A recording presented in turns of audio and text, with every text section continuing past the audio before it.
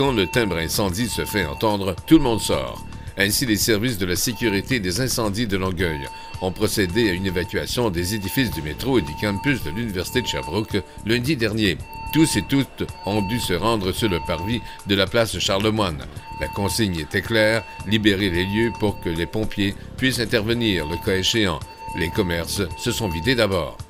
Rien n'était prévu cependant pour l'évacuation des personnes à mobilité réduite, du moins dans cet exercice. Les groupes étaient bien définis.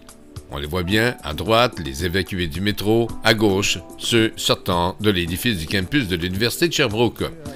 Jean-Guy Ranger est chef de division au service des incendies de Longueuil.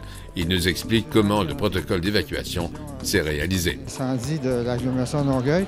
L'opération d'aujourd'hui à la place du métro Charlemagne est assez complexe. Apparemment, ça comprend à la fois le centre place Charlemagne et aussi l'Université de Sherbrooke. Effectivement, ici, on a l'Université de Sherbrooke qui est aussi liée avec le Centre Place Charlemagne et l'AMT qui est le RTL. Donc, on regroupe 3 organismes, plus la STM qui est au sous-sol, là, bien entendu, qui arrive. Oui. Quelle problématique vous avez en tête en faisant ça? C'est prévu par la loi de le faire, mais c'est quoi les problématiques qui vous concernent le plus?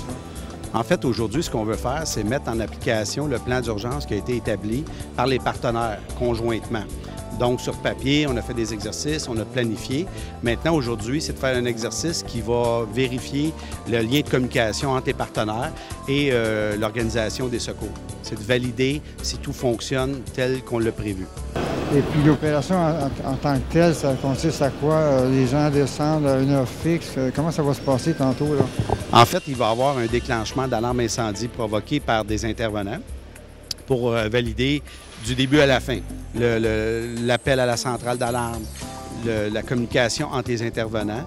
Puis les gens, quand ça va sonner, comme dans tout bâtiment, quand il y a une alarme générale, on doit évacuer et s'en aller en lieu sûr pour permettre aux intervenants d'urgence de faire le travail. Les lieux sûrs sont où? Toujours à l'extérieur. Ici, l'Université de Sherbrooke et les intervenants ont prévu un point de rassemblement qui est dans le parterre en avant. Il est identifié avec une flèche verte, comme on voit avec du blanc. Donc, la plupart du temps, quand vous faites attention à l'entour des bâtiments, vous allez pouvoir remarquer ce genre de panneaux qui affichent les points de rassemblement.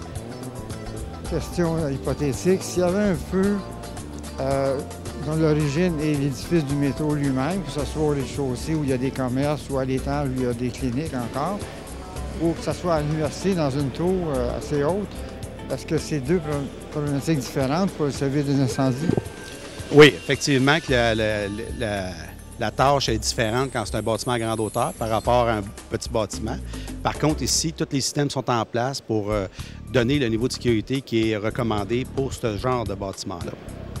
C'est quoi en pratique, là? Donnez-moi un peu de détails. Okay. Par exemple, s'il y a un feu dans la tour, est-ce qu'il faut passer par l'ancien édifice pour entrer les tuyaux, quoi? En fait, non. Les bâtiments ont tous des issues de secours à des distances réglementaires et on n'a pas à passer dans un autre bâtiment pour évacuer. Chaque bâtiment a été conçu en façon que les distances de parcours sont respectées. Donc, s'il y a un feu dans la tour, on n'aura pas à évacuer nécessairement aussi le centre Place Charlemagne parce qu'il y a des séparations couvre-feu entre les bâtiments aussi. Non, ma question portait surtout sur le mode d'intervention à vous. Pour aller à l'Université de Sherbrooke, vous y allez par là-bas. Vous avez des bornes d'eau dans le complexe de l'université.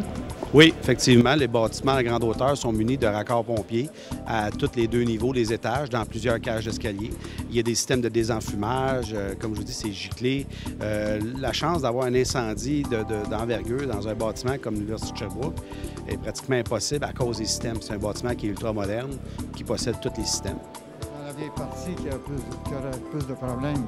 Bien, la vieille partie a été conçue dans les années 60, mais par contre, il y a un système d'alarme incendie qui a été mis flambant neuf, qui est relié avec celui de l'Université de Sherbrooke. Vous allez faire un suivi, un post-mortem de ça, un premier aujourd'hui, puis un autre plus tard? Oui, bien, l'exercice, c'est pour mesurer notre état de préparation. Suite à l'exercice, ce qu'on va faire ici, tout de suite, à chaud, on va faire un petit débrief, un post-mortem pour voir comment ça a été sommairement. Mais chacune des organisations, par la suite, va devoir faire un bilan plus exhaustif et une rencontre de prévue pour échanger peut-être sur les améliorations apportées au plan par la suite. Quoi qu'il en soit, il faut attendre, il faut faire le pied de grue avant de recevoir la consigne de reprendre son poste. C'était un reportage de Maurice Giroux et de Jacques Marchand pour Médiasud.